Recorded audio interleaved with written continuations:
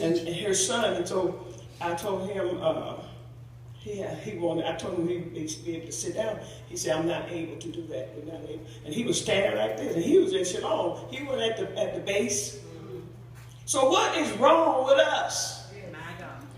We won't grow. We don't want him. And then you expect God to keep on putting up with you.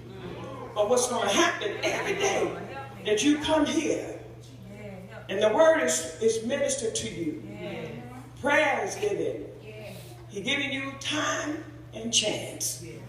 After a while, you're going to get another thought. And you're going to be going out the door. Or go to some other church that lets you do whatever you want to do. Come on.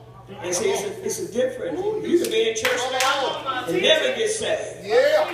So he told me, he said, people is choosing their way. And you know, you feel heartache because you're a leader and you want to make sure that you get all his sheep. Right. Lord, you ask questions for yourself. Am I doing this thing right? Right. I said, God, what am I doing? Right. He said, no, they're choosing their way. So he's lifting it up off of my heart. Because you don't realize a leader carries every person up on them. That's right. That's right. You be in your seat saying, Lord, help so-and-so. Oh, God. Yeah. Lord, do it for him, Jesus. Yeah. And especially when you see the devil get ready to destroy him. Yeah. You say, Lord, anything I can do to stop that. And so when you come to church, they sit up with their hand, taxing. Come on here. You want to knock them over. Yeah. But see, that's getting you saved too, see. I said, God, all right. Thank you, Lord. But he was showing me, and he came by. I said, I didn't know I was going to teach the devil or teach something else. And he was saying, I'm going to go right down here and do it. Y'all give me a time, people. We got to get out of here. I got another service to teach. And 11:30, I think about 11:30. I'll be there. Now he's saying, you can make yes or no. It's time to come to church. What you coming for? What you want? Yeah. Ask a person, what do you want? Why are you coming? Yes, Lord. I want to be closer to the Lord. I said, what that mean? See, you either get saved or you don't. That's right. I said, now you mess it up and you're wasting your time. I said, you either get saved or God gonna judge you. I said, he better have you cold or hot. He better have you in the streets than to be in here and don't want to do nothing. You see what I'm talking about? How cold. Yes. How long you gonna hold the demon in you? How long do you gonna keep that? And you teach them and you try to tell them, I'm trying to warn them. I said, honey, I'm trying to keep you from getting hit. You don't realize you just gonna walk right out of wholeness. He gonna judge you. You're gonna look up, you may have a disease. Or Jesus. And you're gonna mess around and God gonna slap you. But when you're up under true teaching, you're up under true holiness, and a person is clean, your life is up for grabs. God will curse you. Sit up in here, and then both of y'all plotting what y'all gonna do when you leave here. The Spirit hear all of that. Come on now. Everything ain't jumping and hollering. That's right. He was showing me today, this is Joshua 24:15. Give me a timekeeper. I've got to watch it ever. All right. I got to change clothes and everything. I'm losing weight, trying to fast. I'm going to leave these folks. I'm going to get in my own realm. I've been out here too long. Yeah. Come on. I said, I've been out trying to pull them up. Come on, y'all. I said, because I'm supposed to be down here. I'm trying to finish. All right. He ain't got to tell me, get up out the car, get off the phone, leave the man alone, leave the woman alone. He ain't got to tell me that. That's first grade. That's right. That's first grade. Come on here. You need to be taught every day in the week. You just need to be taught. They did it to us. They came and got me, took me out of my own apartment, put me in a house with an old mother. And my first grade was, I'm going to knock that cute demon out of you. It's fabulous. Yeah. You know, it's fine. They put me in the house, and he didn't give me no private room. They put me on a landing where everybody walk up the stairs and look over and see you. Good morning, Sister Jude. I said, oh, God. I didn't have a door, not a private bath. You had a bed, a desk, somewhere to hang your clothes, and a couple shelves. That was it. Now, I had to go up in there, and he said, now, take all this mess you got, all these clothes you go on the street, you ain't wearing it no more. Yeah. He had to change my garments. Yes, ma'am. I had to get it wiped every day because I don't want you to think of what you're going to wear. I had to run quickly. Either you're going to be with this mother, and she was a powerful person in the spirit world. I'm calling you to be in a place, and you got to come now. And you got to come quickly, and you got to humble down. And so when everybody check you, you walk up there in between the mother and the spirit, they look you up and down. They're taking their teaching what you're doing. They did not love you.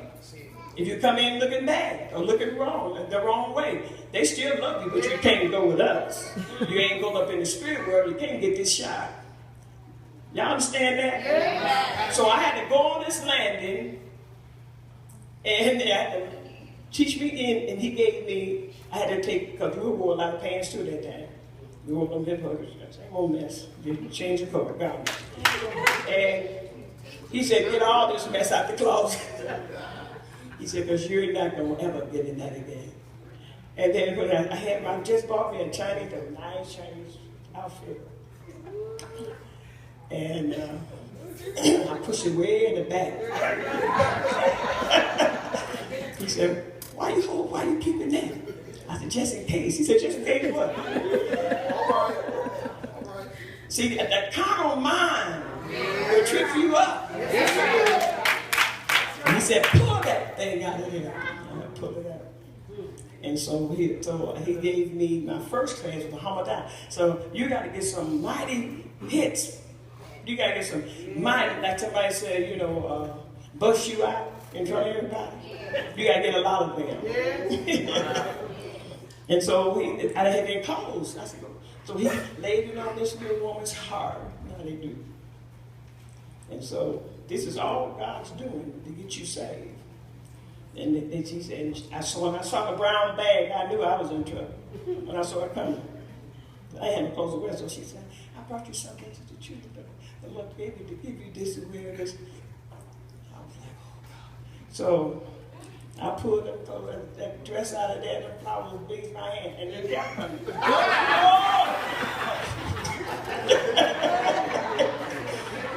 All I had to put, and you know what? I had to put it on.